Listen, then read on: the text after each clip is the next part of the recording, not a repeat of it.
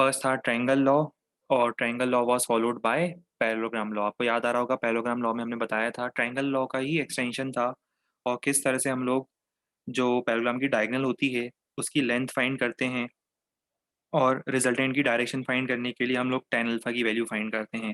तो रिजल्टेंट के पास again magnitude भी होगा और डायरेक्शन भी होगी। आपको याद आ रहा है मैग्नीट्यूड, ये एक्सप्रेशन आया था मैग्नीट्यूड का, और डायरेक्शन के लिए tan अल्फा की value for direction, magnitude as well as direction.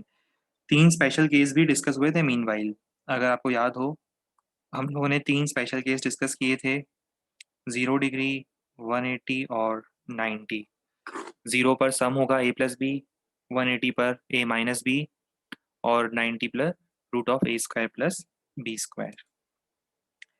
ये सब कुछ कंप्लीट करने के बाद मैंने आपको एक क्वेश्चन होमवर्क के लिए दिया था, ये वाला। चलो इसको ट्राई करके देखते हैं इसका आंसर क्या आना चाहिए। देखो क्वेश्चन में हमसे पूछा है कि दो फोर्स हैं जिनकी वैल्यू तो हमें गिवन है। हमें फाइंड करना है कि इन दोनों को कितने एंगल पे लगाना चाहिए, इन दोनों के बीच में कितना एंगल होना चाहिए कि रिजल्टेंट फोर्स इज 14, इनका रिजल्टेंट 14 आ जाए। हमें पता है कि 8 + 6 14 होता है। अब डायरेक्ट एडिशन तो तभी हो सकता है जब एंगल 0 डिग्री हो। डायरेक्ट एडिशन तो तभी होगा जब आंसर 0 डिग्री हो, तो इसका मतलब 0 डिग्री एंगल होना चाहिए first case. If angle between A and B is 0 degree, if angle between F1 and F2 is 0 degree, resultant will be F1 plus F2। First part तो इजी था। Second part, 2 newton 8 - 6 होता है, और दो force subtract कब होंगे, जब इनके बीच में एंगल कितना हो, 180 डिग्री हो, तो दोनों सब्ट्रैक्ट होंगे। तीसरा, 10 न्यूटन की बात करते हैं अब।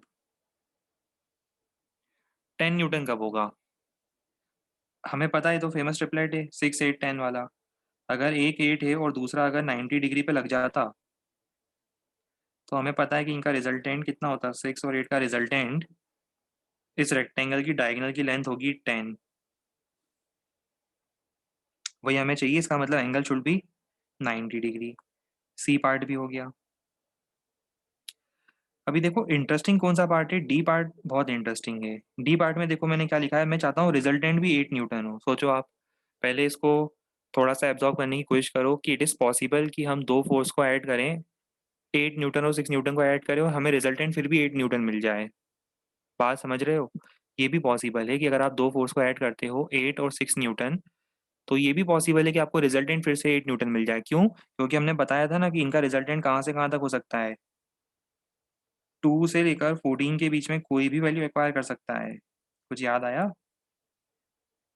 2 से लेके 14 के बीच में सारी वैल्यूज एक्वायर कर सकता है अलग अलग एंगल्स के लिए। देखो 0 डिग्री पर ये वैल्यू होगी, 180 डिग्री पर ये वैल्यू होगी, और इस बीच सारी वैल्यूज वो एक्वायर कर सकता है बिटवीन 2 to 14। ध्यान रखना, हमें फाइंड करना है कि वो कौन सा एंगल होगा जिस एंगल पर रिजल्टेंट 8 न्यूटन के इक्वल आता है। अब हमारा पूरा फोकस है डी पार्ट पर। अभी हम बात कर रहे हैं डी पार्ट की।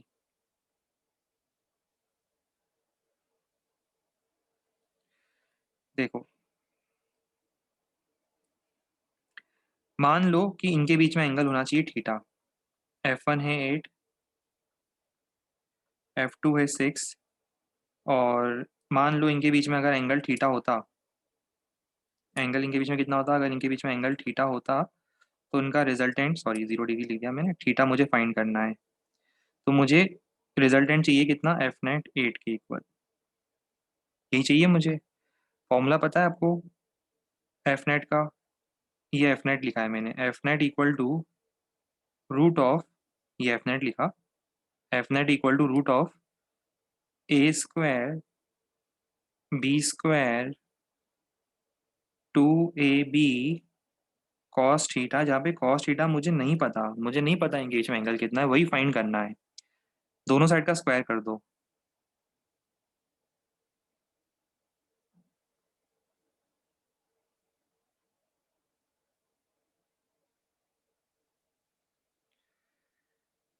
आगे मैं एज्यूम करता हूँ सिंप्लीफाई करना आता है सबको। सॉल्व करने पर cos theta will be -6 by 16, right. एक 6 कैंसिल हो जाएगा और एक 16 नीचे आ जाएगा, तो -3/13, सॉरी -3/8।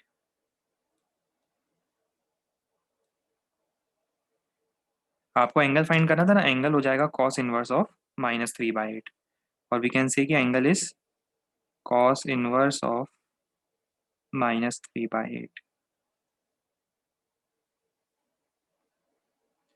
अब ये कोई स्टैंडर्ड वैल्यू तो है ही नहीं जो हमें पता हो। हमें तो स्टैंडर्ड वैल्यू 1/√2, 1/2, √3/2 या 3/5, 4/5 पता होती है। ये स्टैंडर्ड वैल्यू नहीं है जो हमें पता हो।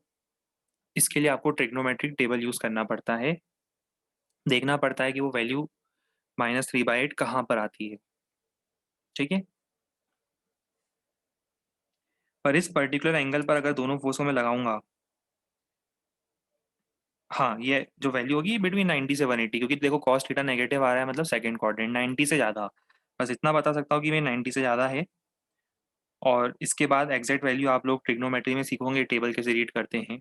टेबल में आप देखोगे, ट्रिग्नोमेट्रिक टेबल्स में आपको इसकी वैल्यू निकालना आ जाएगी। पहले इसको डेसिमल में कन्वर्ट करोगे, फिर डेसिमल को मैच करोगे ट्रिग्नोमेट्रिक टेबल में, आपको वैल्यू मिल जाएगी ट्रिग्नोमेट्रिक टेबल से।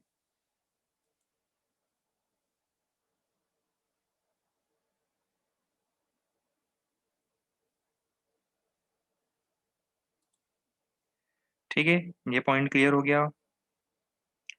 चलो, तो ये चारों पार्ट का आंसर आ गया हमारा। अब इसके बाद आज की स्टार्टिंग हम लोग करेंगे यहाँ से। दिन की स्टार्टिंग की पहली थ्योरी सुनो ध्यान से। दो इक्वल वेक्टर्स का अगर मैं रिजल्टेंट निकालूंगा तो वो रिजल्टेंट कहाँ आएगा? ऑब्वियसली उनके एंगल बाइसेक्टर पर आएगा। ये फील कर पा रहे हो? जैसे एग्जांपल यहाँ देखो, इस डायग्राम में दो इक्वल वेक्टर्स होने चाहिए।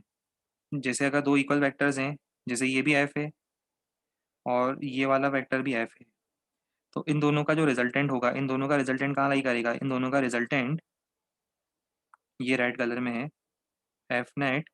वो इक्वल वेक्टर्स होंगे तो उनके एंगल बाइसेक्टर पर लाई करेगा। एंगल बाइसेक्टर मतलब अगर जैसे ये एंगल थीटा है, तो रिजल्टेंट कहाँ लाई करेगा? रिजल्टेंट यहाँ से भी θ/2 पर होगा। अगर ये कंप्लीट एंगल थीटा है, तो रिजल्टेंट कहाँ होगा? रिजल्टेंट यहाँ से भी θ/2 पर होगा, यहाँ से भी θ/2 पर। एंगल बाइसेक्टर पर समझ में आ रहा है? पैरेललोग्राम वो रोम्बस में कन्वर्ट हो जाएगा। इमेजिन करो अगर दोनों साइड्स इक्वल हो गई, तो पैरेललोग्राम रोम्बस में कन्वर्ट हो जाएगा, और रोम्बस का डायगोनल उसका एंगल बाइसेक्टर होता है। जैसे ये दोनों पर्सन हैं, अगर ये दोनों पर्सन इक्वल फोर्स लगाएंगे, तो अल्टीमेटली इस पे नेट फोर्स कहाँ लगेगा? अल्टीमेटली ये नेट फोर्स लगेगा एंगल बाइसेक्टर पर। फील कर पा रहे हो कुछ कि नेट फोर्स कहाँ होगा? Net force will be on angle bisector. ठीक है।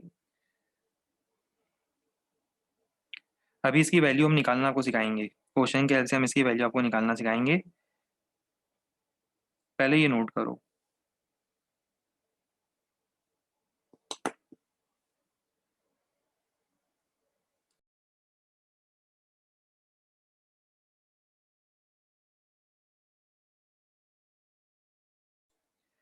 हाँ, अभी जो भी कुछ अजीब सा डाउट है ना, जिसका भी जो भी डाउट पूछ रहे हैं बार बार, वो सब हम क्लास के एंड में, अभी हम सीक्वेंस ब्रेक नहीं करेंगे क्लास का।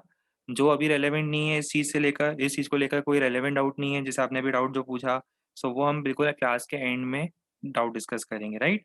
क्योंकि उससे होता क्या है, क्लास का रिदम ब्रेक होता है, सभी स्टूडेंट्स को प्रॉब्लम आती है ना।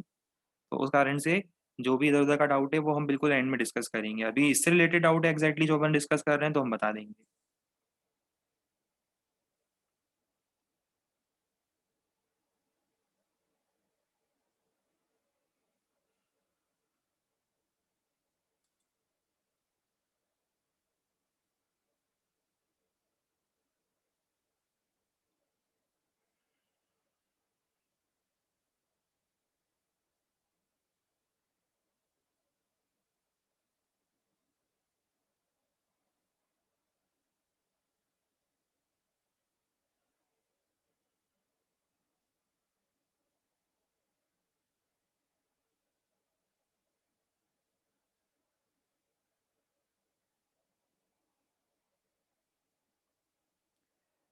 इस पर पहले मुझे ये क्वेश्चन करके बताओ।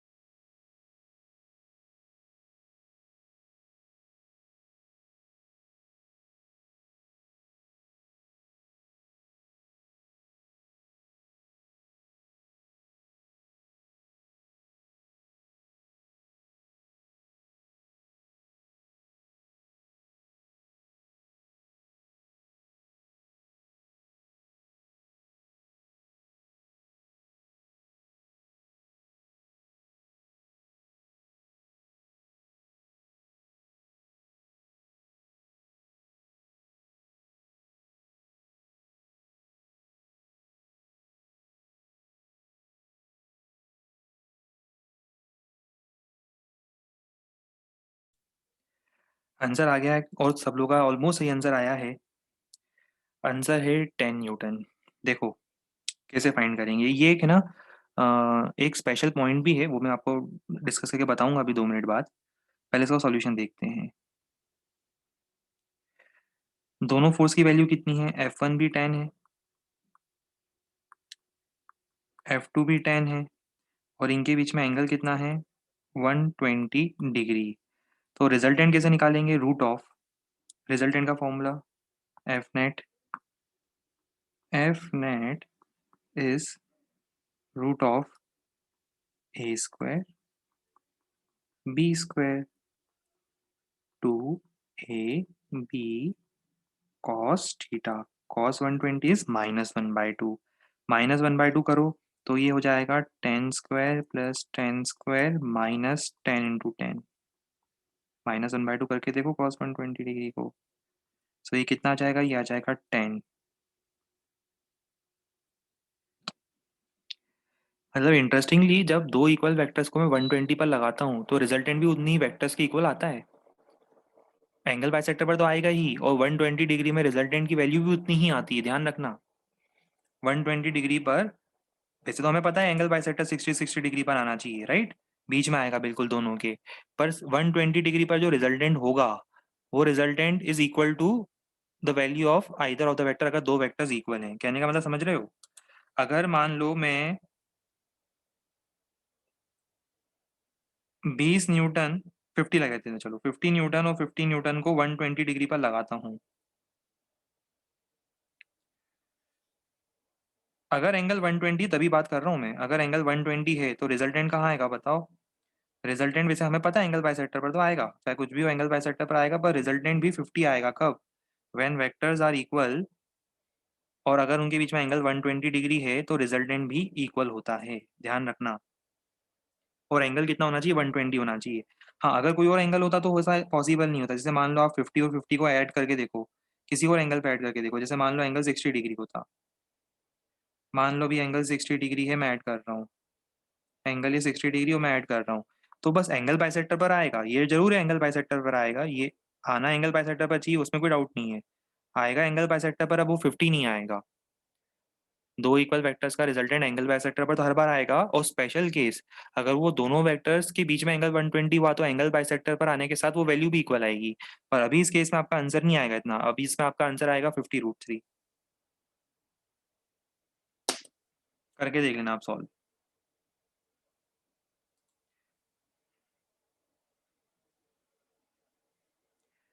पॉइंट क्लियर है सबको ये। स्पेशल केस, अगर दो इक्वल वेक्टर्स मिल गए 120 डिग्री पर तो रिजल्टेंट भी equal to the either of the vectors आएगा। वैसे ऐसा सोचा है कभी क्यों हो रहा है ऐसा, ऐसा क्यों हो रहा है, इसके बारे में कुछ आइडिया है? थोड़ा है ना, एक्सप्लोर करना है इस चीज को आप अपनी तरफ से, आपको क्लियर होगा कि वो एक्चुअली इक्विलेटरल ट्रायंगल्स बन रहे हैं। देखो ये रिजल्टेंट है, राइट, ये जो है ये रिजल्टेंट होगा यहाँ पर, ये तो हमें पता है कि रिजल्टेंट होगा। पर आपको ये समझ में आ रहा है कि ये 60 डिग्री होगा, ये 60 डिग्री होगा, ये भी 60 डिग्री होगा, तो ये भी 60 होना चाहिए। अब अगर ये सब 60 डिग्री हो गए तो आपको दिख रहा है ये वाला ट्रायंगल इक्विलेटरल बन जाएगा, ये वाला ट्रायंगल इक्विलेटरल बन जाएगा, मतलब ये रोम्बस का जो डायगोनल होगा, रोम्बस का डायगोनल साइड लेंथ के इक्वल ही आ जाएगा ये वाला। रोम्बस की वाली जो डायगोनल चाहिए मुझे, ये डायगोनल किसके इक्वल आ जाएगी, ये अगर ए है,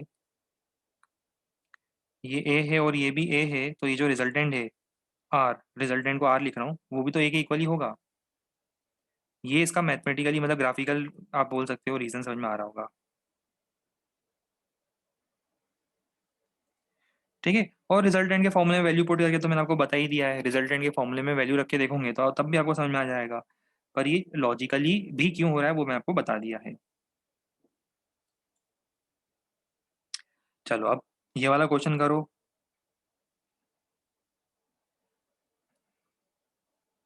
अब आपको ऐड करना है तीन वेक्टर्स को, आज दो से हम तीन वेक्टर्स ऐड करना सीखेंगे।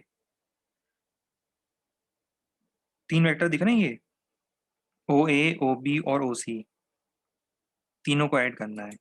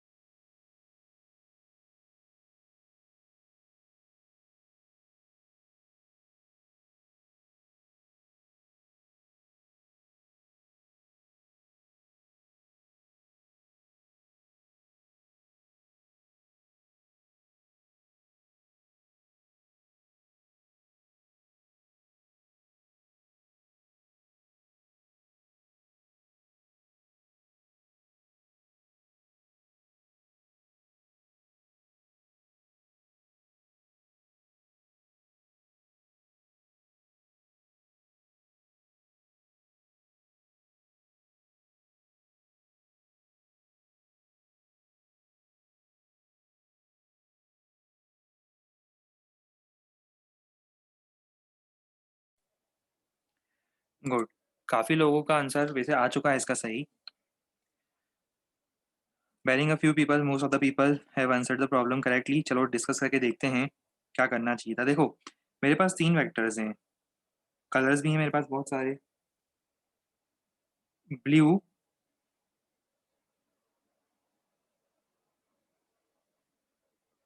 पिंक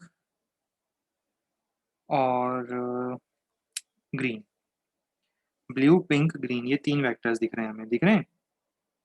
चलो ये तीन वेक्टर्स हैं।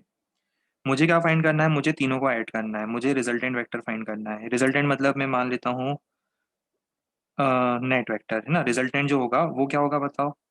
Resultant vector will be equal to sum of O A vector plus O B vector plus O C vector, means sum of blue, फिर ग्रीन और फिर पिंक। ये तीनों का सम मुझे फाइंड करना था, राइट। ये क्वेश्चन में था। क्यों ना मैं ऐसा करूं कि पहले मैं इन दोनों को ऐड कर दूं, ओ ए और ओ सी को ऐड कर दूं। उसका रीजन भी बताऊंगा क्यों, और उसके बाद ओ भी ऐड करूं। पहले हम क्या करेंगे, ओ ए और ओ सी को ऐड करेंगे और उसके बाद हम उसमें ओ बी वेक्टर ऐड करेंगे। चलो तो एक काम करते हैं, पहले ओ ए वेक्टर को लेकर आते हैं। ओ ए वेक्टर को हम लेकर आते हैं, ये रहा ओ A vector. Copy and paste. ये देखो, ये ओ ए वेक्टर था यहाँ पर, इसको मैं उठाकर यहाँ से लेकर आया यहाँ। ये फर्स्ट वेक्टर है मेरा ओ ए वेक्टर, कोई प्रॉब्लम नहीं है। फिर सिमिलरली मैं ये जो सेकंड वेक्टर है इसको कॉपी करता हूँ, इसको पेस्ट करता हूँ। ये सेकंड वेक्टर, ये थर्ड वेक्टर इनफैक्ट है ना, सेकंड ही थर्ड वेक्टर है। इन दोनों को ऐड करते हैं पहले अपन। ग्रीन वाले को भूल जाओ अभी।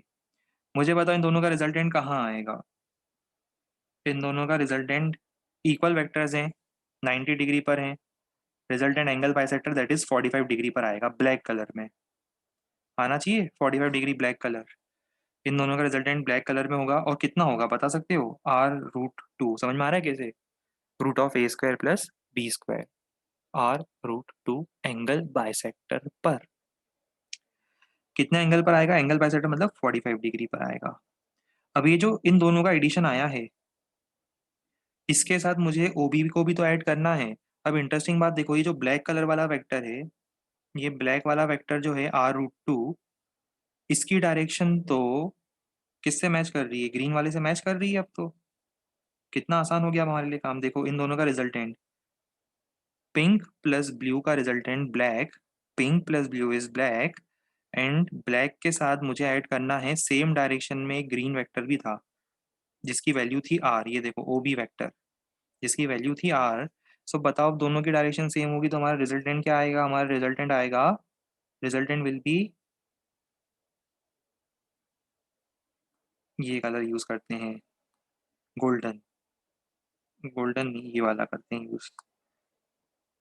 Are net will be equal to, same direction तो डायरेक्टली ऐड करूंगा मैं।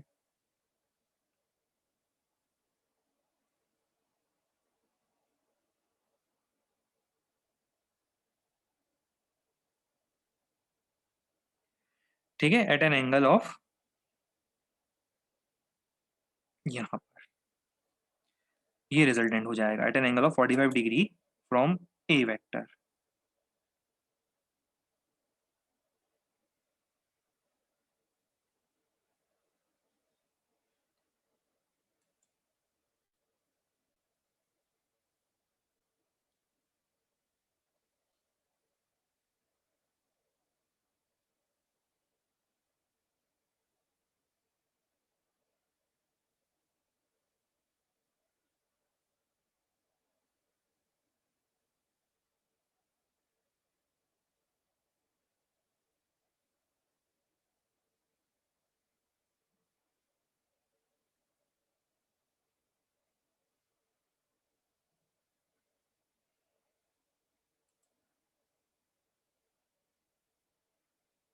ये मैग्नीट्यूड ही तो है रिजल्टेंट का। अगर इनकी लेंथ आर है, तीनों की लेंथ आर है, तीनों की लेंथ कितनी है आर, तो ये जो आया है, ये आंसर जो आपका आया है, ये रिजल्टेंट का मैग्नीट्यूड ही तो आया है। और डायरेक्शन तो आपको दिख ही रही है, 45 degree from O A vector, या 45 डिग्री फ्रॉम एक्स एक्सिस।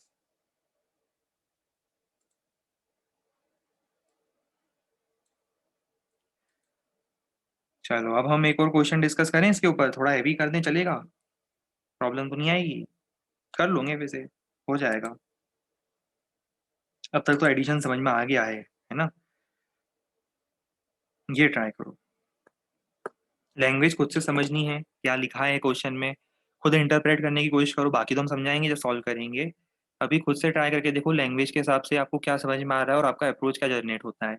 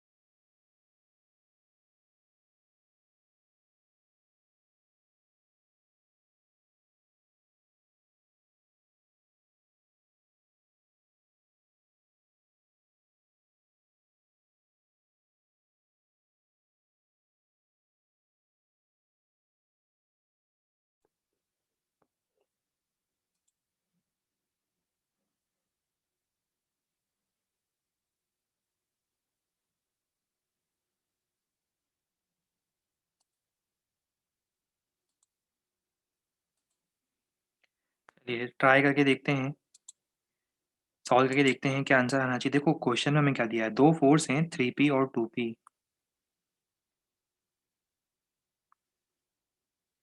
दो फोर्स हैं 3p और 2p, मान लेते हैं उनके बीच में एंगल कितना है, थीटा है, मान लो थीटा एंगल है। ये देखो, ये फर्स्ट फोर्स 3p, अभी हमें नहीं पता ना थीटा कितना है, एक्यूट हो सकता है, ऑब्ट्यूस हो सकता है, अभी तो हम बस ऐसे ही मान रहे हैं कि उसकी वैल्यू थीटा है। मान लो एंगल थीटा है। इनका रिजल्टेंट कितना आ रहा है, इनका रिजल्टेंट आ रहा है आर, इनका जो भी रिजल्टेंट है वो आर है ना? तो मुझे बताओ आर की वैल्यू क्या लिखूंगा मैं? आर की वैल्यू में लिखूंगा, मैं ऐसे लिख देता हूँ direct, R equal to root of A square plus B square root of A square B square two A B cos theta. इनका रिजल्टेंट आर आ रहा है, क्वेश्चन में दिया था मुझे। चलो स्क्वायर कर दो दोनों साइड को, देखो क्या आता है, जरा स्क्वायर करके देखो। R square equal to 13p² plus 12p² cos theta. इसको मैं बोल देता हूँ इक्वेशन 1, काम आएगी बाद में मेरे। इसको मैंने बोल दिया इक्वेशन नंबर 1, इसको हाईलाइट कर देता हूँ। Let us call this as equation 1। ठीक है, चलो गुड। अब इसके बाद हम आगे का स्टेटमेंट पढ़ते हैं। इट इज़ नाउ रिटर्न की if first force is doubled keeping the angle and second force same. इसको मैंने डबल कर दिया, मतलब इसको मैंने कितना कर दिया क्वेश्चन के अकॉर्डिंग, अब मैंने इसको 6p कर दिया। Keeping the second force as well as angle same, हमने फर्स्ट फोर्स को डबल कर दिया है। सो इट इज गिवन कि resultant becomes double, resultant becomes 2r instead of resultant being r, resultant की value has now become, it has become 2r। तो क्या होगा रिजल्टेंट, रिजल्टेंट होगा रूट ऑफ, करो मेरी हेल्प करो, root of A square B square two A B cos theta. That is square कर दो दोनों साइड का, 4r square 40p² 24p² cos theta. अब आपके पास ये दूसरी इक्वेशन भी आ चुकी है, ये रेड वाली।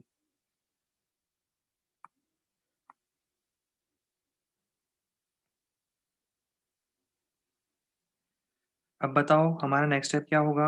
हम क्या करेंगे, अब इसके लिए इक्वेशन 2 को 1 से डिवाइड कर देंगे। Now equation 2 when divided by equation 1 gives 2/1 कर रहा हूँ मैं, इक्वेशन 2/1। लेफ्ट हैंड साइड पे बताओ क्या आएगा, 4। राइट हैंड साइड पर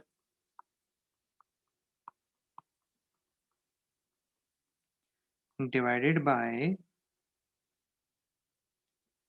13p² plus 12p² cos theta. Right. अब जरा इसी में ध्यान देते रहना, मैं p² को कैंसिल कर दूं चलेगा, कैंसिल हो जाएगा p² न्यूमरेटर डिनोमिनेटर से, ये देखो कैंसिल हो गया। फिर ये 4 जो है इससे मल्टीप्लिकेशन में जाएगा, ये डिनोमिनेटर, डिनोमिनेटर जाएगा मल्टीप्लिकेशन में, तो कितना हो जाएगा बताओ। अच्छा मल्टीप्लिकेशन में मत न भी ले जाओ, एक काम करो 4 को 1 लिख दो, 40 को 10 लिख दो, 24 को 6 लिख दो, चलेगा। Left hand side right hand side से 4 कैंसिल कर रहा हूँ मैं। ठीक है, अब इस काम करो, इसके बाद क्या करेंगे, डिनोमिनेटर को ऊपर ले जाओ, मल्टीप्लिकेशन सामने दो, क्या आएगा बताओ।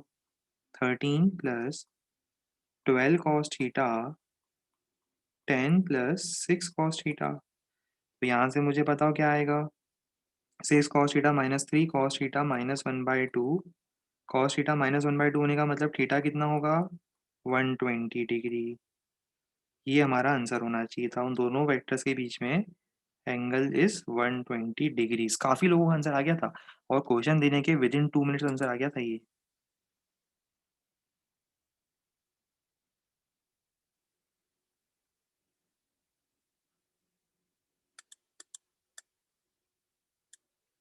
मतलब अब मुझे ये कॉन्फिडेंस आ गया है कि अब आप लोगों को वेक्टर का जो एडिशन नंबर 2 होता है, पैरेललोग्राम लॉ, उसका थीम भी समझ में आ गया है, फॉर्मूला अप्लाई करने में भी आप लोग कंफर्टेबल फील कर रहे हो।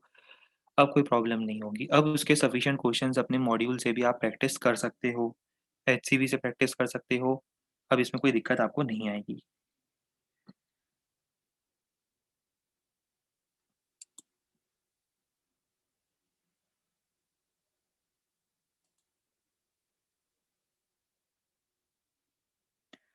ऊपर वाले क्वेश्चन में एंगल 45 डिग्री कैसे आया, देखो क्या होता है। अभी हमने थोड़ी देर पहले एक पॉइंट पढ़ाया था कि दो इक्वल वेक्टर्स का रिजल्टेंट कहाँ आता है, एंगल बाइसेक्टर पर आता है।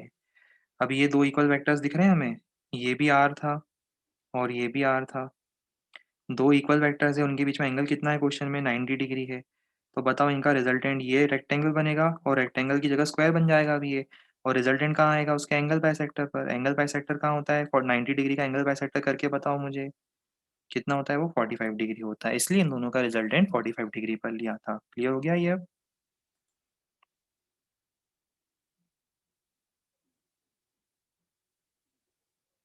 हमने किस लॉजिक से इक्वेशन 2/1 करा है? हमने इस लॉजिक से करा है कि हमें थीटा चाहिए ना। तो थीटा चाहिए तो उसका मतलब आर को नहीं चाहिए, आर एलिमिनेट करना पड़ेगा। पी नहीं चाहिए, पी को एलिमिनेट करना पड़ेगा। ये सब ये वो स्टैंडर्ड टेक्निक्स है जो आप 9th 8th 9th क्लास में यूज करते हो ना इक्वेशन सॉल्व करने के लिए। जो नहीं चाहिए उसे एलिमिनेट कर दो, जो चाहिए उसे इक्वेशन में रखो, इसीलिए 2/1 करा है। सब्सटीट्यूशन वगैरह सब एक ही बात है।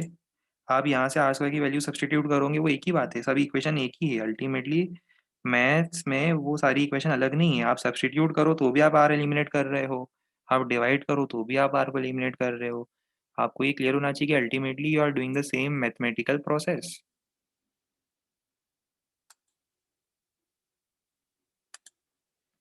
चलिए इसी के साथ अब हम लोग आते हैं पॉलीगॉन लॉ पर। कलर और हो जाता है इसमें तो मतलब मज़ा ही आ जाता।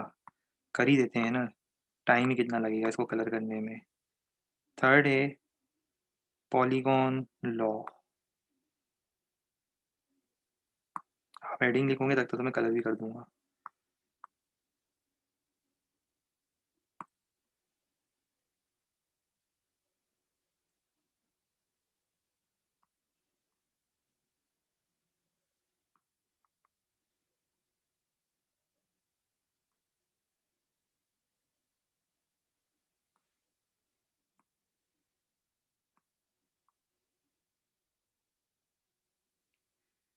एक अलग ही पीस ऑफ माइंड, एक अलग ही कामनेस मिलती है कलर करने में।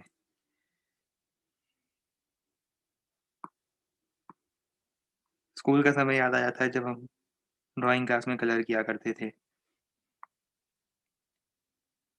नेक्स्ट हम लोग अब पढ़ेंगे पॉलीगॉन लॉ।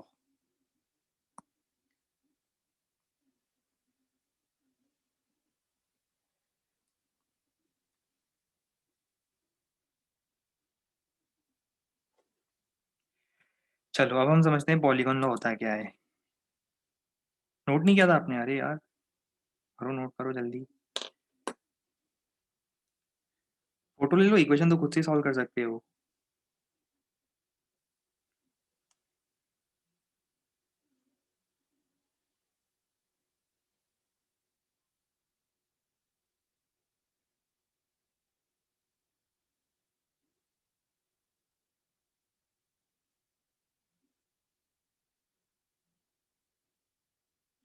ठीक है, नोट कर लिया। चलो पॉलीगॉन लॉ की बात करें। पॉलीगॉन लॉ में हम क्या करते हैं, ट्रायंगल लॉ का ही एक्सटेंशन है। अगर दो वेक्टर्स हैं तो ट्रायंगल लॉ, पर दो से ज़्यादा वेक्टर्स हैं तो हम यूज़ करते हैं पॉलीगॉन लॉ। मैं आपको एक काम करता हूँ, एक बार में ही समझा देता हूँ पहले, फिर आप इसको आराम से नोट करना, ठीक है। मैं कहाँ समझाऊँ, कोई जगह दिख रही है आपको? यहीं समझा देते हैं।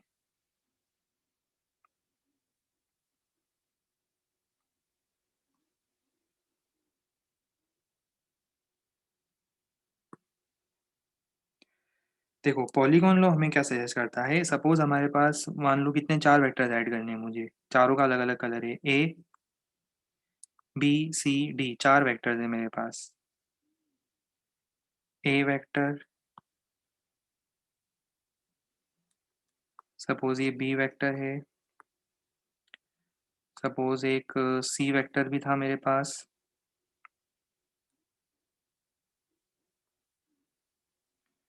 ये सी वेक्टर था। और फाइनली मेरे पास एक और वेक्टर था। एक नया कलर ले लेते हैं, कौन सा कलर लें? ब्लैक ले लेते हैं। नहीं, ब्लैक तो रिजल्टेंट के लिए होगा, पिंक ले लेते हैं। मेरे पास एक और वेक्टर है डी वेक्टर।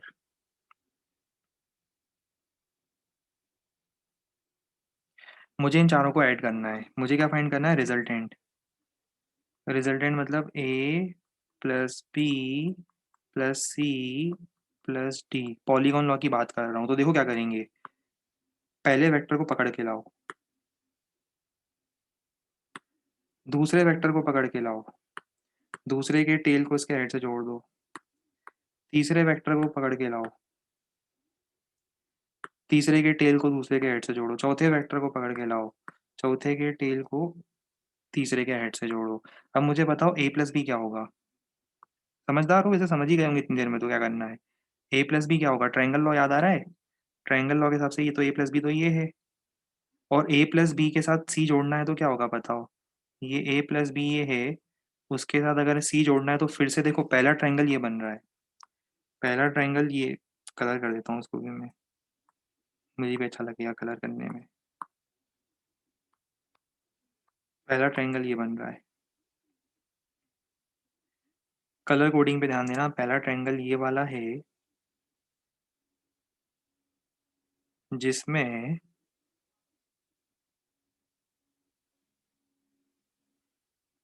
ये कर रहा हूँ मैं,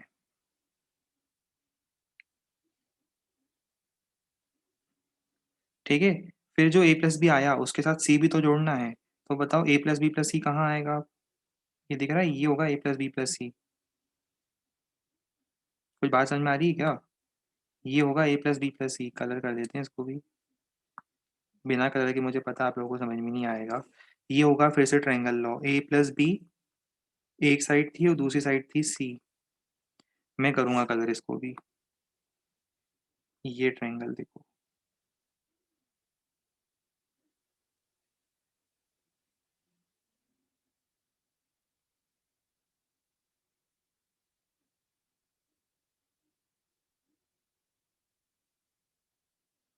ये हो गया कलर, मजा आ गया। और ये जो ऐड हुआ है, अब ये ऐड हुआ है साथ में, a प्लस बी के रिजल्टेंट के साथ c भी ऐड हो गया। यहाँ तक का एडिशन मैंने आपको करके सिखा दिया, कंप्लीट करके बता दिया। अब इस रिजल्टेंट के साथ आपको क्या करना है, d को भी जोड़ना है। d जोड़ना है ना, जोड़ दो d। a plus B plus C plus, अब d क्या होगा? d ये ट्रायंगल का रिजल्टेंट होगा, ये आपका रिजल्टेंट हो गया यार।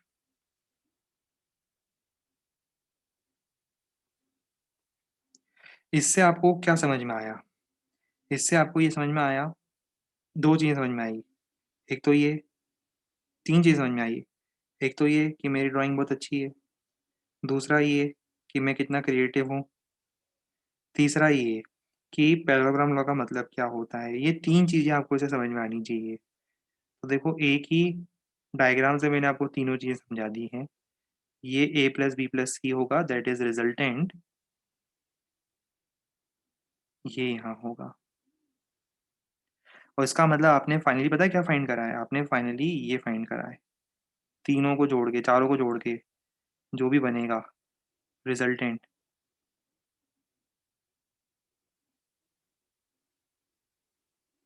मुझे पता है मन ही मन तारीफ कर रहे होंगे, भले ही मैसेज ना भी करो, पर मुझे फील हो रहा है मन ही मन की तारीफें तो कर रहे होंगे, और जल भी रहे होंगे कि काश हमारी क्रिएटिविटी भी इतनी होती।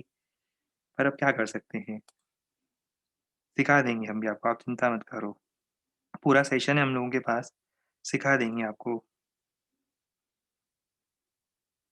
क्या बात कर रहे हो? सच्ची ड्राइंग आपके 7 इयर्स का ब्रदर बना लेता है? नहीं, नहीं, नहीं, इसका मतलब आपको ड्राइंग की परख नहीं है। होता है ना कि असली ड्राइंग किसको बोलते हैं, असली आर्ट किसको बोलते हैं। वैसे तो हम क्या है, हम भी अच्छी ड्राइंग बनाते हैं। अगर वो पेपर होता है ना, अभी ग्लास लैब है ना, ग्लास लैब में ड्राइंग बनाना बहुत डिफिकल्ट होता है। इसमें हमारी एक्यूरेसी 50% हो जाती है, ये हम अपनी 50% एक्यूरेसी पर ड्राइंग बना रहे हैं, फिर भी रिजल्ट अच्छा आ रहा है। चलो, तो अभी समझ में आ गया आपको वेक्टर का addition with the help of polygon law. Theme पे ध्यान दो, अब जरा आ जाओ वापस थीम पर। थीम ये है कि resultant will be equal to the side completing the polygon. समझ में आ रहा है? साइड कंप्लीटिंग, देखो ब्लैक कलर जो है ना, देखो ए बी सी डी चारों को मैंने ज्वाइन कर दिया, चारों वेक्टर्स को ज्वाइन कर दिया। इनका रिजल्टेंट क्या है? इनका रिजल्टेंट इज इक्वल टू, इनका resultant is equal to side completing the polygon. ये वाली side, side completing the polygon in reverse order. Reverse order याद है? ए से बी से सी से डी से ए नहीं, ए से डी। ट्रायंगल लॉ का ही एक्सटेंशन है ये। देखो यही पूरा लिखा है मैंने आपके सामने। ये n-1 समझ में आ रहा है क्यों लिख रहा हूँ? तो अगर जैसे चार वेक्टर है तो पांच साइडेड पॉलीगॉन बनेगा। देखो एक दो तीन चार वेक्टर हैं, तो पांच साइडेड पॉलीगॉन बनेगा, फिफ्थ साइड रिजल्टेंट होगी। उस पॉलीगॉन की 5th साइड रिजल्टेंट होगी, इसलिए मैंने लिखा है n साइडेड पॉलीगॉन के n-1 साइड्स में तो वेक्टर रखो, तो ये जो nth साइड होगी, लास्ट साइड होगी, वो रिजल्टेंट होगी। इसे लिख लिया जाए, तब तक मैं देखता हूँ बहुत सारे मैसेज आए हैं, ज़रूर मेरी तारीफ़ कर रहे होंगे, देखता हूँ क्या लिखा है। हाँ, अगर एंड ऑफ डी डाउट पूछ रहे हो, मुझे लगा कि तारीफ़ कर रहे हो। If end of D touches A, starting of A, तो उसका मतलब रिजल्टेंट इज़ 0, सिंपल बात है ना।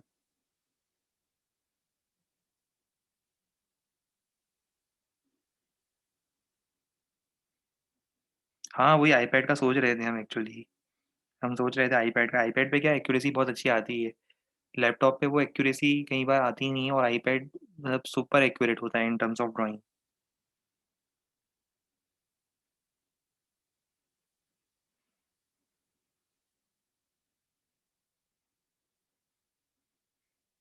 कोई बात नहीं, चलो हम वेट करेंगे, हो सकता है कि आप लोग हमें गिफ्ट ही कर दो, क्या पता।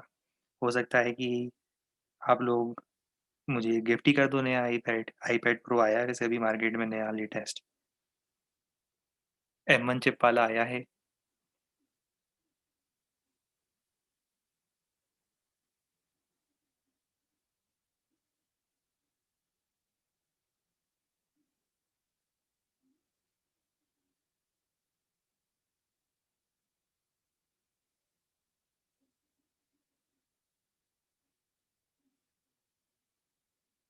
आईआईटी बॉम्बे में एडमिशन हो जाएगा, हो जाएगा। आईआईटी बॉम्बे में एडमिशन हो जाएगा, आईपैड दे दो मुझे, आईआईटी बॉम्बे में एडमिशन हो जाएगा। जिस आईआईटी में आपको एडमिशन चाहिए उस आईआईटी में करवा देंगे।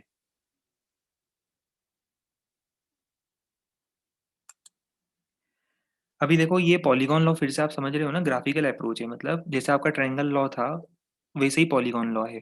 पर रियलिटी में हम लोग क्या करेंगे, हम पॉलीगॉन लॉ को यूज ना करते हुए 3 4 5 अगर वेक्टर्स होते हैं तो हम with the help of resolution add करेंगे, जो कि हमारा मेथड नंबर 4 होगा। अभी हम मेथड नंबर 4 में देखेंगे किस तरह से 3 4 5 वेक्टर्स के लिए हम यूज करते हैं रिजोल्यूशन ऑफ वेक्टर्स।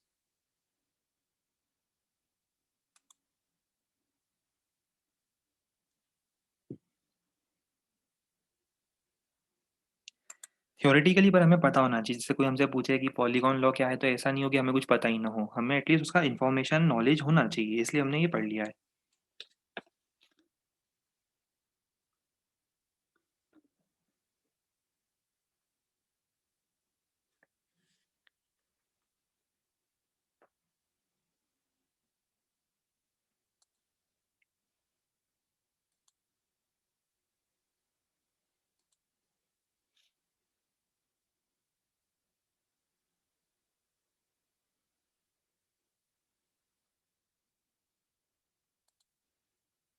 डन,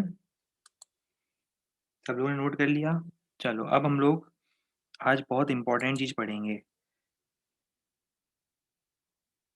आज हम लोग अब बहुत इंपॉर्टेंट चीज़ पढ़ेंगे, और वो होगा मेथड नंबर 4, जो through out the entire physics आपको यूज में आएगा। रिजोल्यूशन ऑफ वेक्टर्स सबसे इंपॉर्टेंट टॉपिक है। किस तरह से वेक्टर्स को ब्रेक करेंगे दो कंपोनेंट्स में। हम वेक्टर्स को अब दो कंपोनेंट में ब्रेक करेंगे, एक होगा उसका एक्स कंपोनेंट, दूसरा होगा उसका वाई कंपोनेंट। जब दोनों कंपोनेंट मिल जाएंगे तो फिर से आपको कंप्लीट वेक्टर मिल जाएगा। देखो, मेथड नंबर 4 है with the help of resolution of vectors. अभी एक काम करते हैं, पहले अपन मतलब समझते हैं कि रिजोल्यूशन का मीनिंग क्या होता है। सुनो ध्यान से पहले, अभी नोट नहीं करना है, मैं करवा दूंगा। The term resolution of vectors refers to the process, कौन सी process? Of finding the components. It refers to the process of finding the components of vector, vector के component find करना along two mutually perpendicular directions, along two mutually perpendicular directions, one is x axis and other is usually y axis। कहने का मतलब किसी vector के दो component, component क्या होते हैं मैं आगे सिखाऊंगा, ब्रेक कर रहा हूँ मैं इसको, दो कंपोनेंट में ब्रेक कर रहा हूँ। पहला होगा उसका एक्स एक्सिस और दूसरा होगा उसका कंपोनेंट अलोंग वाई एक्सिस। फिर एक्स एक्सिस पर जो कंपोनेंट होता है या जो प्रोजेक्शन होता है, मैं सिखाऊंगा कैसे लेते हैं प्रोजेक्शन, उसको हम बोलते हैं एक्स कंपोनेंट। और वैसे ही वाई एक्सिस पर जो कंपोनेंट होता है, प्रोजेक्शन होता है, उसको हम बोलते हैं वाई कंपोनेंट। तो आपको समझ में आ गया कि रिजोल्यूशन का मतलब क्या होता है। Resolution refers to the process of breaking up of vector along two mutually perpendicular directions, दो म्यूचुअली परपेंडिकुलर डायरेक्शंस के अलोंग वेक्टर को जो ब्रेक करने का प्रोसेस होता है, उस प्रोसेस को हम बोलते हैं रिजोल्यूशन ऑफ वेक्टर्स। अब 50% क्लियर हुआ ये। अब अपन 50% और बचा हुआ क्लियर करते हैं। देखो, आपके सामने एक बहुत ही सुंदर सा डायग्राम दिख रहा होगा आपको, जिसमें एक वेक्टर दिख रहा है रेड कलर का। इसका नाम है ए वेक्टर। इसकी लेंथ है ए। इसकी लेंथ कितनी है? इसकी लेंथ है ए। ये ओरिजिनल वेक्टर है, ये ओरिजिनल वेक्टर है। और ये कितने एंगल पर था? ये थीटा एंगल पर था। ये वेक्टर था ए वेक्टर, जो कि थीटा एंगल पर प्रेजेंट था। अब मुझे इसके कंपोनेंट निकालने हैं, मतलब एक्स और वाई एक्सिस में इसको ब्रेक करना है। तो देखो मैं कैसे ब्रेक करता हूँ। एक्स एक्सिस पे ब्रेक करने के लिए पता है मैं क्या करूंगा? ऊपर से एक लाइट सोर्स चमकाऊंगा। दिख रहा है ऊपर लाइट सोर्स लगा रखा है मैंने। अब बताओ, ऊपर से जब लाइट सोर्स चमकाऊंगा तो उसकी शेडो कहाँ बनेगी? ये इसकी शेडो बन रही है, देख रहे हो? ये इसकी एक्स एक्सिस पर शेडो बनेगी। शेडो समझ में आता है? Shadow formed on x axis को हम बोलते हैं एक्स कंपोनेंट। इमेजिन करते जाओ, इसको हम बोलते हैं A X. A X means X component. Similarly अगर मुझे इसकी शैडो वाई एक्सिस पर लेनी होगी तो हेल्प करो जरा मेरी। मैं फिर ये वाली लाइट चालू करूंगा। जब मैं ये लाइट चालू करूंगा तो इसकी वाई एक्सिस पर शैडो कैसे बनेगी? ये इसकी शैडो है on Y axis. It is called Y component. So help करो मेरी लिखने में। एक्स कंपोनेंट में लिखना चाहता हूँ पहले। What is the meaning of x component? X component is a x. और बता सकते हो ए एक्स कितना होगा?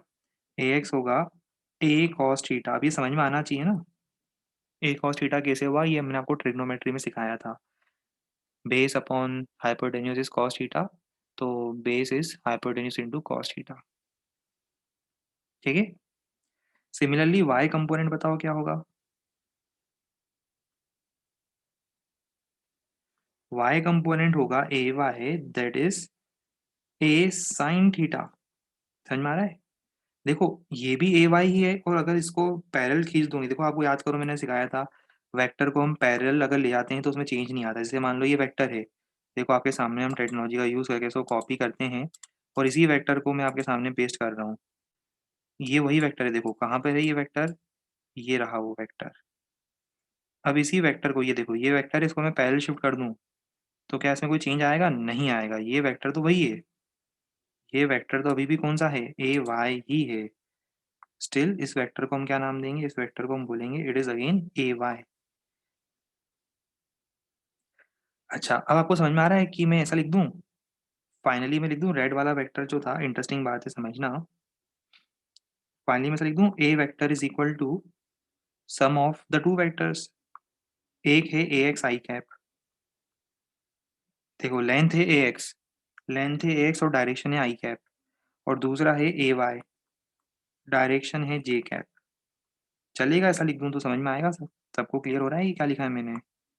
ए vector is the resultant again of this two component. भाई देखो, आपने वेक्टर को दो कंपोनेंट में ब्रेक करा, एक और एक्स और दूसरा वाई। तो अगर उन दोनों कंपोनेंट को वापस जोड़ोगे तो ओरिजिनल वेक्टर भी तो मिलेगा हमें फिर। दोनों कंपोनेंट को मैं जोड़ दूंगा तो मुझे क्या मिल जाएगा? फिर तो ओरिजिनल वेक्टर भी मिल जाएगा। तो जोड़ दो दोनों वेक्टर्स को तो मुझे ओरिजिनल कंपोनेंट भी मिलता है। पर मेरा एम अब आगे होगा कि एक्स डायरेक्शन का कंपोनेंट अलग निकालूंगा, वाई का मैं अलग निकालूंगा। इसको हम बोलते हैं रिजोल्यूशन ऑफ वेक्टर। और ये जो भी आपने लिया है, ये लिया है प्रोजेक्शन, मतलब shadow on X and Y axis.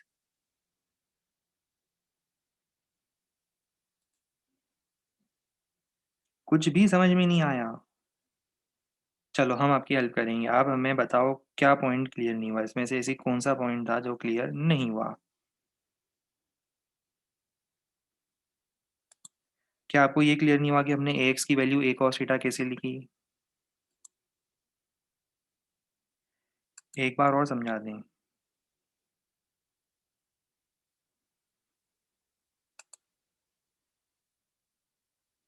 Last point भी क्लियर नहीं हुआ? चलो कोई बात नहीं, मैं समझ गया, कोई बात नहीं। देखो मैं एक्सप्लेन करता हूँ फिर से। ठीक है, अपन फिर से देख लेते हैं। हाँ हाँ, स्टार्टिंग से बता देंगे, कोई बात नहीं, स्टार्टिंग से बता देते हैं, कोई दिक्कत नहीं है। देखो,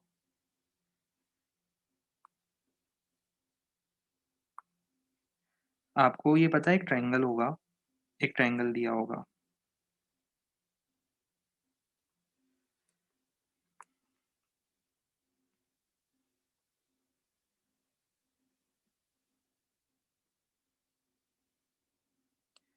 एक ट्रायंगल दिया होगा, है ना? उसमें एक एंगल दिया होगा और ये जो सबसे बड़ी साइड होती है ना, इसको अपन बोलते हैं हाइपोटेन्यूज। ये इसको हाइपोटेन्यूज बोलते हैं। जो सबसे बड़ी साइड दिख रही है ब्लैक कलर में, इसको अपन डार्क में बनाते हैं, डार्क शेड में बनाते हैं, आपको और क्लियर होगा। आपको दिया जाएगा एक ट्रायंगल, उसके 3 साइड होंगे। राइट एंगल ट्रायंगल दिया जाएगा, उसके 3 साइड होंगे। राइट एंगल ट्रायंगल के कितने साइड होते हैं? 3 साइड होते हैं, है ना? ट्रायंगल के वैसे ही 3 साइड होते हैं, ठीक है? ये राइट एंगल ट्रायंगल दिया जाएगा। उसमें आपको सबसे बड़ी साइड है ना, उसकी लेंथ दी जाएगी L। बड़ी साइड, सबसे बड़ी साइड हाइपोटेन्यूज होती है और ये एंगल दिया जाएगा थीटा। ये जो है ना, ये x होता है और ये जो होता है ये y होता है। वो भूल जाओ जो मैंने अभी बताया, वो भूल जाओ, उसको कुछ भी मत देखो, है ना? कोई ज़रूरत नहीं उसको देखने की, ये देखो। और बेसिक बता रहा हूँ आपको। ट्रिग्नोमेट्री हमें ये बोलती है कि y/l इज़ sin थीटा, है ना? y/l होता है sin थीटा। कैसे? समझ में आता है ये सबको? बहुत बढ़िया। तो y कितना होगा? l sin theta.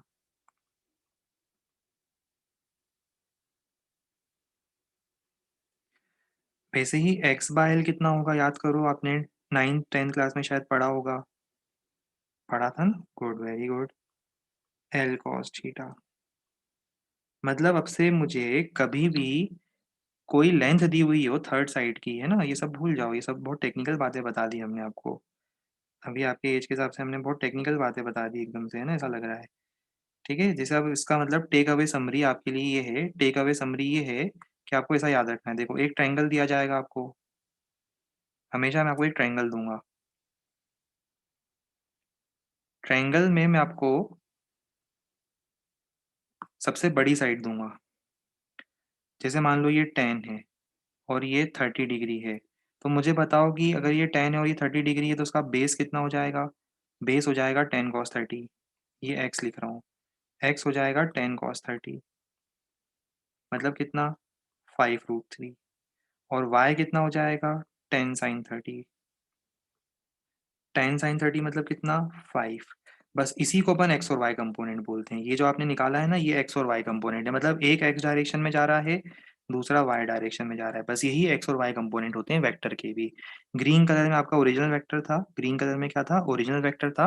और ग्रीन कलर में जो ओरिजिनल वेक्टर था ना, उसके मैंने क्या करा? x डायरेक्शन का वेक्टर निकाला, x जिसकी लेंथ है ना? ये x डायरेक्शन का वेक्टर निकाला और दूसरा वेक्टर निकाला मैंने y डायरेक्शन में।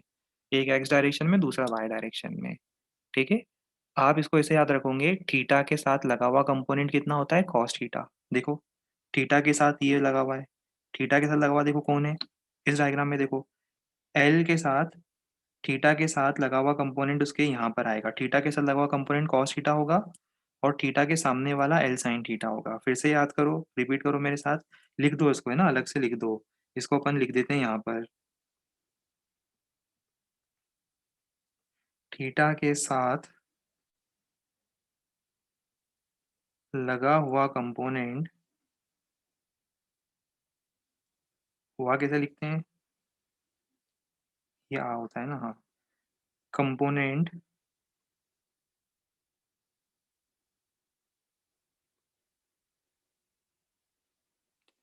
कितना होगा बताओ? एल कॉस थीटा होगा। और थीटा के सामने वाला,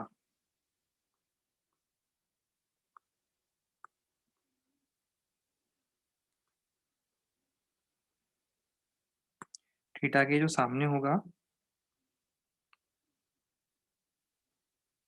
सामने वाला कितना होगा बताओ? थीटा के सामने वाला होगा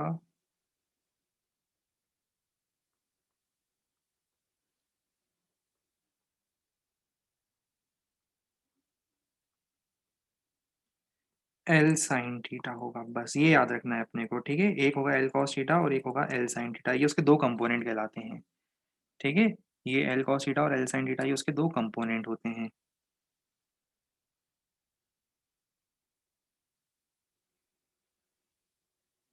ठीक है? पॉइंट क्लियर हुआ? एल कॉस थीटा और एल साइन थीटा, ऐसा याद रखना है।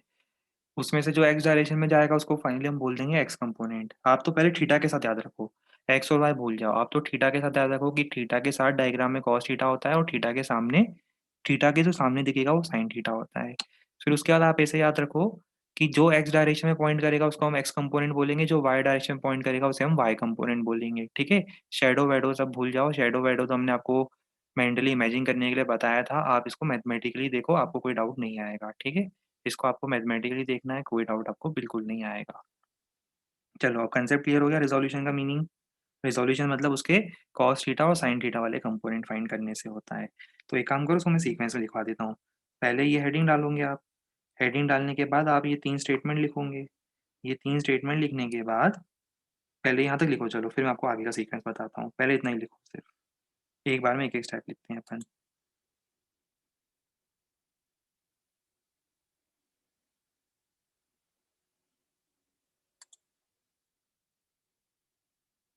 अरे एग्ज़ाम्पल बताया तो सही अभी आपको, ये एग्ज़ाम्पल नहीं बताया तो मैंने क्या बताया?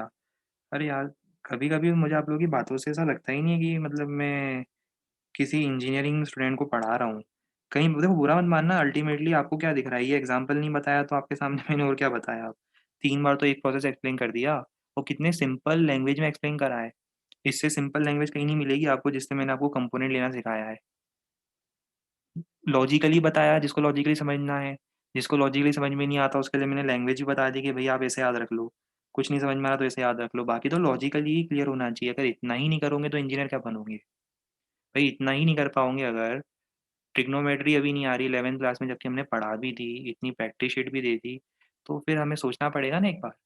ऐसा तो नहीं है कि देखो एक लिमिट से ज़्यादा कितना एक्सप्लेन कर पाएँगे? जो चीज़ एक्सप्लेन करने वाली है ही नहीं उसको भी ऊपर भी हम कितना टाइम स्पेंड कर पाएँगे? बाकी स्टूडेंट्स का भी तो टाइम फिर निकलता है ना उसमें। आपको ये भी सोचना चाहिए। तो थोड़ा-सा सबको कोऑपरेट तो इस मामले में करना पड़ेगा ना कि बेसिक लॉजिक कितना अच्छे से एक्सप्लेन किया गया है। एक बार में ग्रैस्प करना सीखो चीज़ों को। एक ही चीज़ को 10-10 बार बताना थोड़ा मुश्किल हो जाता है ना यार। एक बार जब इतने अच्छे से लॉजिकली एक्सप्लेन करा तो आपका कंसंट्रेशन बनना चाहिए और इतना तो समझ में आना चाहिए। तो बेसिक नेसेसिटी है इंजीनियरिंग की।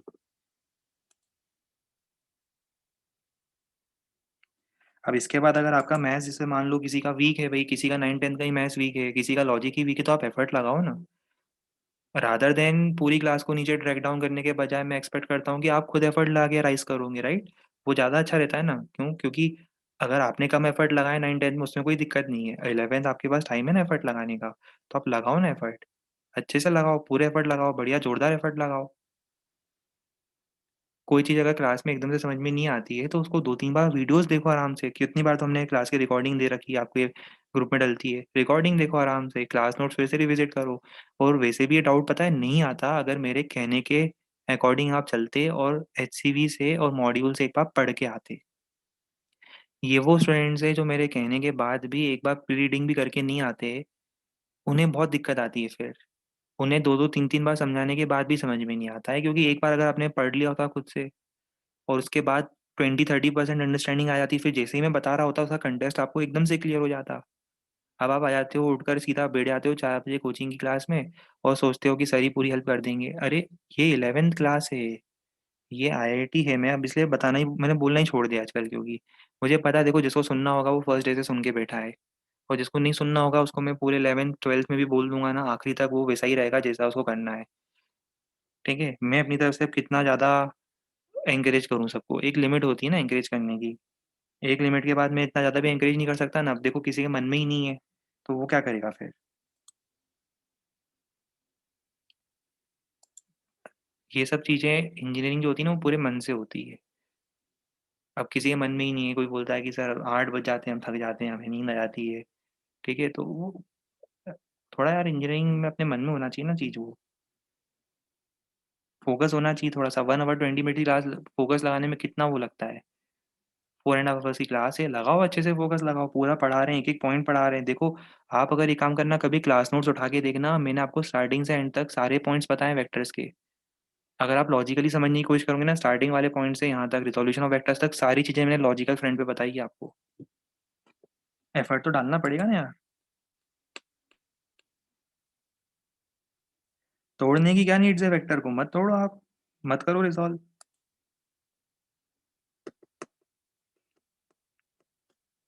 कोई नीड नहीं है, आईआईटी की भी नीड क्या है? आईआईटी करने की नीड क्या है? कोई नीड नहीं है। क्यों करें अपन आईआईटी बताओ?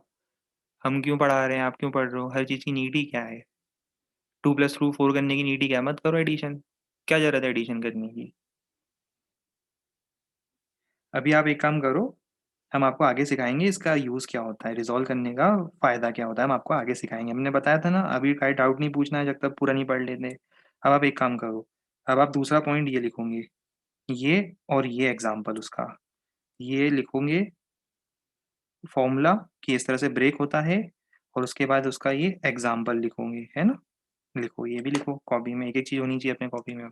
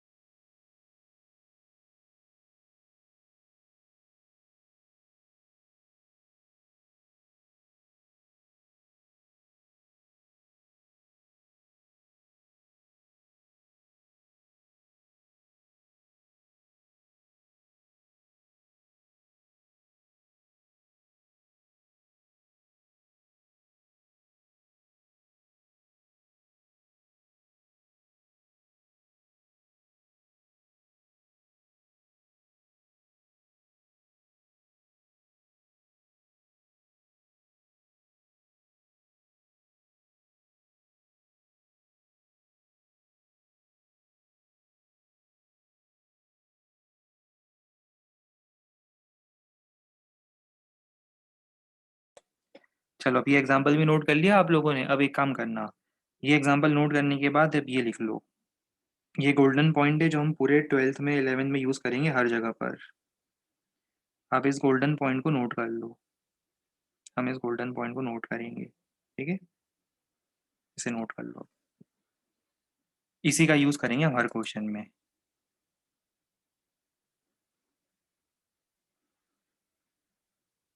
एग्ज़ाम्पल नोट नहीं हुआ तो हम बता देंगे अभी।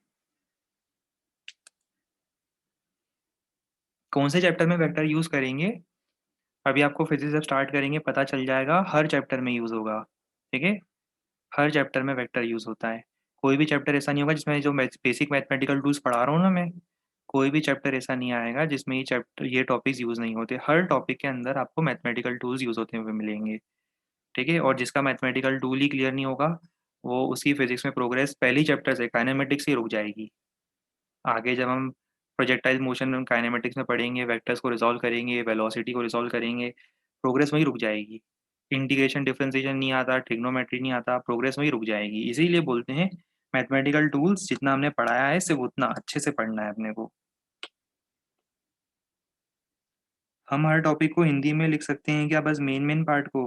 अरे प्रॉब्लम ये है कि हमें हिंदी लिखना एकदम से नहीं आती, हम कोशिश करेंगे, जितना देखो अभी लिख पाए हैं, कोशिश करेंगे बट सिंपल लैंग्वेज देखो हमने इसलिए क्लासरूम की लैंग्वेज बिल्कुल सिंपल रखी है। आप देखो हमने जितने भी वर्ड्स यूज़ करे हैं वो सब सिंपल ही वर्ड्स यूज़ करे हैं इसमें, राइट? मतलब एक्स कंपोनेंट, वाई कंपोनेंट बहुत सिंपल-सिंपल वर्ड्स यूज़ करे हैं हमने। अब आपको क्या करना था वो एग्ज़ाम्पल मिस हो गया था ना, एग्ज़ाम्पल नोट कर लो ये वाला। जिसका एग्ज़ाम्पल मिस हो गया था ये एग्ज़ाम्पल भी नोट कर लो जल्दी से।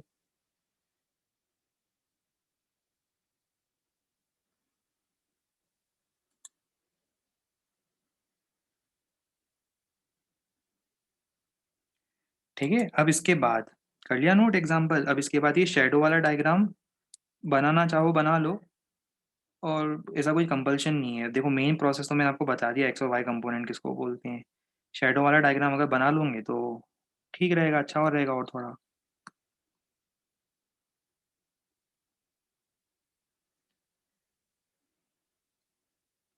अभी चिंता मत करो रिज़ॉल्यूशन क्या होता है, अभी अपन बहुत सारे क्वेश्चन करेंगे ना आपको तब अच्छे से क्लियर होगा। एक्स और वाई कंपोनेंट निकालने के बाद आपको क्लियर होगा कि दोनों को ऐड करने से फिर से ओरिजिनल वेक्टर मिलता है। वो सब हम आगे बताएँगे आपको।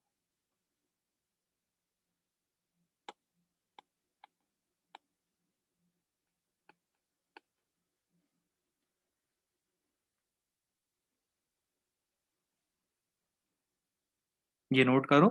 मैं कोशिश करूँगा कि पुराना जितना भी अपन ने पढ़ा है ना उससे आपको थोड़ा कॉन्टेक्स्ट और एक्सप्लेन करने की कोशिश करूँगा, ठीक है? पहले ये नोट करो, फिर मैं कंटेक्स्ट और एक्सप्लेन करने की कोशिश करता हूँ।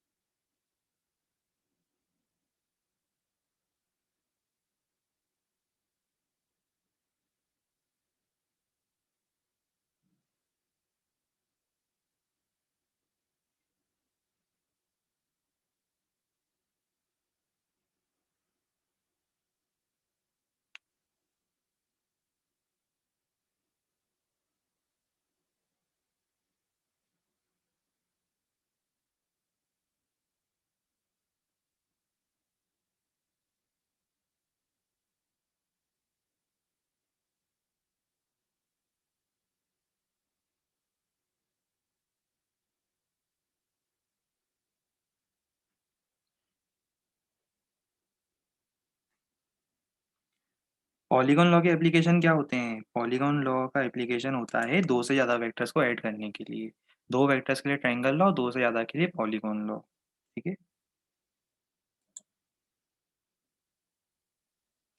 ये नोट कर लिया। अब एक काम करो, अब ये नीचे नोट करा है ना, इसके साथ डायग्राम के साथ ये भी नोट कर लो। फिर मैं आपको इसका एक और मीनिंग समझाऊंगा कि अभी इसको हम रिजॉल्व क्यों कर रहे हैं। ये भी नोट कर लो आप, है ना। इसको नोट कर लो इस डायग्राम के साथ। एक्स कंपोनेंट इतना था, वाई कंपोनेंट इस क्वेश्चन के लिए इतना था।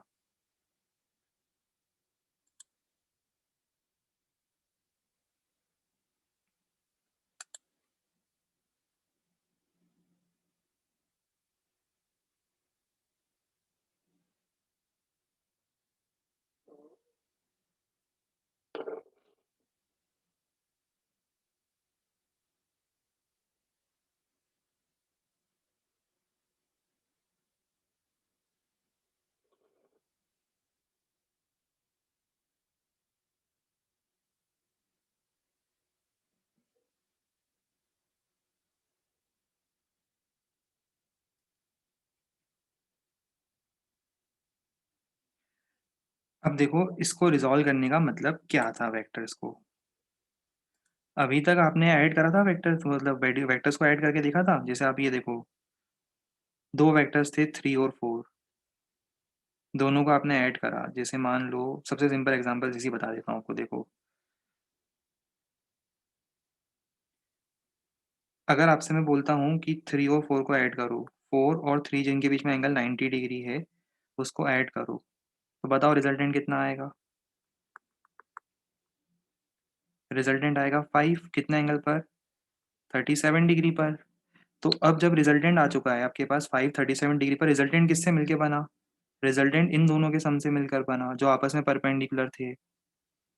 तो अब अगर मैं आपसे बोलता हूँ, रिवर्स केस बोलता हूँ, मैं बोलता हूँ कि अब आपको ऐड नहीं करना है। अब मैं आपसे बोलता हूँ, आपको वेक्टर दिया हुआ है ये वाला, आपको ये वाला वेक्टर दिया हुआ है। अब ये बताओ कि इसका एक्स डायरेक्शन वाला कंपोनेंट कितना रहा होगा और वाई डायरेक्शन वाला कंपोनेंट कितना रहा होगा, जिन दोनों को ऐड करने से आपको वापस ये मिलेगा। ये क्वेश्चन का मीनिंग था। इसको बोलते हैं रिजॉल्व करना। एक्स डायरेक्शन में अलग वैल्यू फाइंड करनी है, वाई डायरेक्शन की अलग वैल्यू फाइंड करनी है, जिन दोनों के हेल्प से वो ओरिजिनल वेक्टर बना है। उन कंपोनेंट्स को, कंपोनेंट समझ में आता है, जिन कंपोनेंट से मिलकर बना है उनको हम बोलते हैं उसके एक्स और वाई कंपोनेंट। अभी को ब्रेक क्यों कर रहे हैं, रिजॉल्व क्यों कर रहे हैं, ये जब हम अभी, अब हम क्या करेंगे, नेक्स्ट टाइम पे से क्वेश्चंस कराएंगे, रिजॉल्व करके फिर ऐड करना सिखाएंगे आपको। वेक्टर्स को रिजॉल्व करके ऐड किया जाएगा। तब आपको समझ में आएगा कि रिजोल्यूशन क्यों पढ़ा था हमने। सबसे इंपॉर्टेंट मेथड होता है कि इसके एक्स और वाई कंपोनेंट निकाल के इसको ऐड करना है हमें। ठीक है,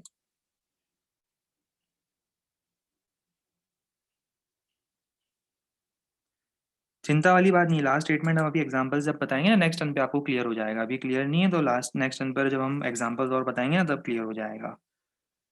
चलो अब बताओ, अब किसी को इसमें कुछ डाउट है इसके अलावा? इसको रिजोल्यूशन को छोड़ दो, अभी हम क्वेश्चन कराएंगे तब आपको क्लियर होगा। ठीक है, इसके अलावा कोई डाउट है क्या अभी किसी को?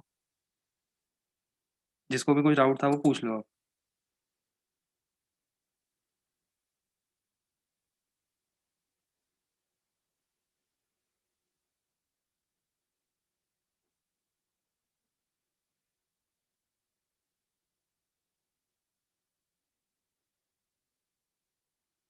2 वेक्टर्स का रिजल्टेंट थर्ड साइड ही क्यों होता है? ये हमने आपको स्टार्टिंग में बताया था ना डिस्प्लेसमेंट में, कि रिजल्टेंट होगा from A to C net displacement. जो चीज़ डिस्प्लेसमेंट के लिए एप्लीकेबल होती है ना, वही चीज़ सभी वेक्टर्स के लिए एप्लीकेबल होती है, क्योंकि सभी वेक्टर्स सेम टाइप का बिहेवियर शो करेंगे। तो डिस्प्लेसमेंट मैंने आपको सिखाया तो था third side of the triangle. देखो, डिस्प्लेसमेंट के लिए जो चीज़ एप्लीकेबल है वही सभी के लिए एप्लीकेबल होगी। जितने भी वेक्टर्स होंगे सबका रिजल्टेंट वैसे ही निकाला जाएगा, क्योंकि सब वेक्टर हैं, तो वेक्टर का बेसिक मीनिंग तो वही रहेगा। फ्राइडे के दिन हमारी जो क्लास होगी, उसमें हम लोग डिस्कस करेंगे मॉड्यूल। मैंने आपको बताया भी था फ्राइडे वाली क्लास जो होगी उस दिन हम मॉड्यूल डिस्कस करेंगे, जो 7 से 8:30 वाली क्लास होगी। पॉलीगॉन लॉ में क्वेश्चंस नहीं है। मैं फिर रिपीट कर रहा हूँ, पॉलीगॉन लॉ कहाँ यूज़ करेंगे? ट्रायंगल लॉ कैसे यूज़ करा आपने कभी? ज्योमेट्रिकल था ना वो सिर्फ। पॉलीगॉन लॉ भी ज्योमेट्रिकल ही है, सिर्फ थ्योरेटिकल है वो, प्रैक्टिकल है रिजोल्यूशन ऑफ वेक्टर्स। हमने थ्योरेटिकली समझाया कि किस तरह से 3 से ज़्यादा वेक्टर, 2 से ज़्यादा वेक्टर्स को ग्राफिकली ऐड किया जाता है। तो उसका कहीं यूज़ नहीं है, यूज़ कुछ नहीं है, जितना थ्योरी में बताया उसी टाइप का यूज़ है उसका।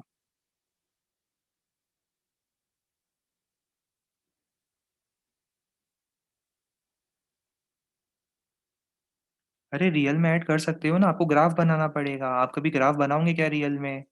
रियल में आपके पास ट्रायंगल लॉ और पैरेललोग्राम लॉ है, आप कौन सा लॉ यूज़ कर रहे थे इतनी देर से? पैरेललोग्राम यूज़ कर रहे थे, क्यों यूज़ कर रहे थे? ट्रायंगल लॉ यूज़ नहीं कर रहे थे, कर लेते triangle law use. Graph paper लाके कौन बनाएगा? ड्राइंग बना के उसको पूरा एंगल निकाल के आपको लेंथ निकालनी पड़ेगी। निकाल सकते हो क्या आप? मेज़र कर सकते हो क्या? तो हमारे पास मैथमेटिकल फ़ॉर्मूला आया था ना, वैसे ही पॉलीगॉन लॉ रियल मेथड है, बट उसको हम यूज़ नहीं कर सकते क्योंकि वो ग्राफ़िकल है, हम उसकी जगह पर मैथमेटिकल अप्रोच यूज़ करेंगे। रिज़ॉल्यूशन मीनिंग होता है 2 डायरेक्शन में रिज़ॉल्व करना, ब्रेक करना। 2 डायरेक्शन ब्रेक करना रिज़ॉल्यूशन का मीनिंग होता है। कोई स्पेसिफिक ऑर्डर नहीं होता है पॉलीगॉन लॉ में, आप कहीं से भी ऐड कर सकते हो। किसी भी वेक्टर को फर्स्ट मानो, किसी को भी सेकंड मानो, कोई फ़र्क नहीं पड़ता। पॉलीगॉन देख लेना कैसे बन रहा है, जैसे पॉलीगॉन बनेगा वैसे ही बनाओगे ना पॉलीगॉन तो। जैसे अभी आप देखो ऑर्डर, किस ऑर्डर में पॉलीगॉन बन रहा था, वैसे ही बनाओगे पॉलीगॉन।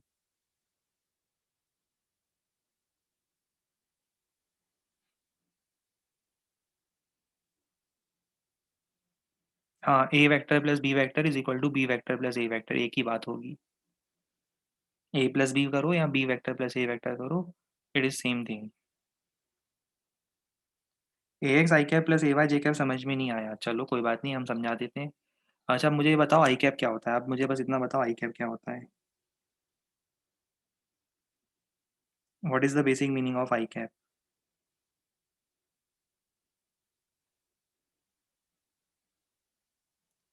एक्स डायरेक्शन नहीं, एक्स डायरेक्शन के अलोंग यूनिट वेक्टर है वो।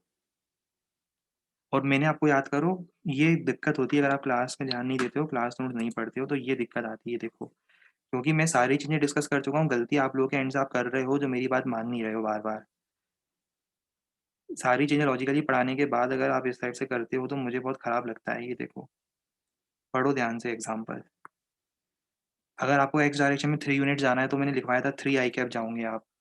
वाई डायरेक्शन में 4 यूनिट जाना है तो आप 4 जे कैप जाओगे। मैंने पूरा लिखवाया था, आपको समझाया भी था। डायग्राम बनाया था आपके लिए मैंने। पर आप कॉन्संट्रेट ही नहीं करोगे, आपकी प्रोग्रेस रुकेगी आगे जाकर, कन्फर्म रुकेगी, क्योंकि आपने मेरी बातों पर ध्यान ही नहीं दिया जो मैंने क्लास में लॉजिकली समझाया। अब आप मुझे बताओ यहाँ पे आपको एक्स डायरेक्शन में कितना आगे जाना है? एक्स डायरेक्शन में एक्स आगे जाना है तो आप क्या लिखोगे? एक्स कहाँ जाओ? आई कैप में जाओ, फिर वहाँ जाके रुकना थोड़ी ना है, वहाँ जाके और कहाँ जाओ? प्लस वाई डायरेक्शन में ए वाई जाओ। वही तो लिखवाया था मैंने, 3, 4 जाने के लिए 3 आई कैप प्लस 4 जे कैप माइनस 2 के कैप, जो क्वेश्चन में एग्जाम्पल में लिखवाया था, पर आपने ध्यान ही नहीं दिया क्लास में, तो डाउट तो आएगा ही।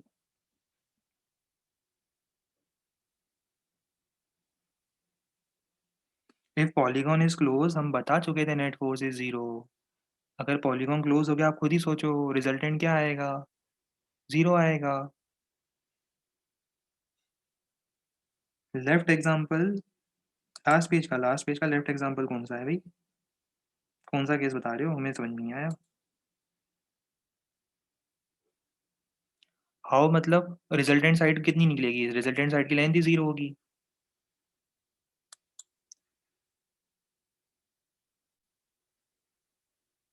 ये पता है मतलब अदरवाइज़ मत लेना, पर कई बार ऐसा लगता है मुझे आप लोग खुद ही मुझे डिमोटिवेट कर देते हो मतलब पढ़ाने से। अच्छा पढ़ाने से कई बार मुझे ही डिमोटिवेट कर देते हो आप लोग, मतलब सपोर्ट इस टाइप से ना करते हुए आप एक चीज़ बताओ, ये रिजल्टेंट है। अब एक काम करो, आप बोल रहे हो तो एक काम करो, डी वेक्टर इधर ले आओ, तो रिजल्टेंट छोटा नहीं हो रहा है? और डी वेक्टर को इधर ले आओ, डी वेक्टर रिजल्टेंट और छोटा नहीं हो रहा है? ऐसे करते-करते अगर रिजल्टेंट डी वेक्टर यहाँ आ गया तो रिजल्टेंट और छोटा हो जाएगा।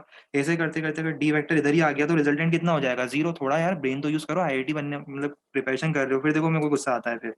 मुझे इस बात पे गुस्सा डाउट डाउट से गुस्सा नहीं आता, फालतू के डाउट पूछते हो ना जब, तब फिर मुझे एकदम से गुस्सा आता है कि यार थोड़ा लॉजिक तो लगा लो। कितनी बार वो मैं क्लास में बताया भी कि अगर किसी ने पूछा भी था डाउट, और तब भी मैंने लॉजिक बताया था कि भई अगर फोर्थ साइड क्लोज़ कर देगी पॉलीगॉन को तो रिजल्टेंट 0 होगा।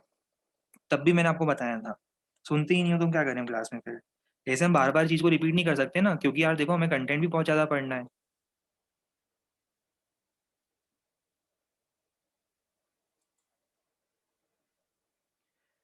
चलो ठीक है, इसके आगे नेक्स्ट टर्न पे कंटिन्यू करते हैं। Goodbye and take care.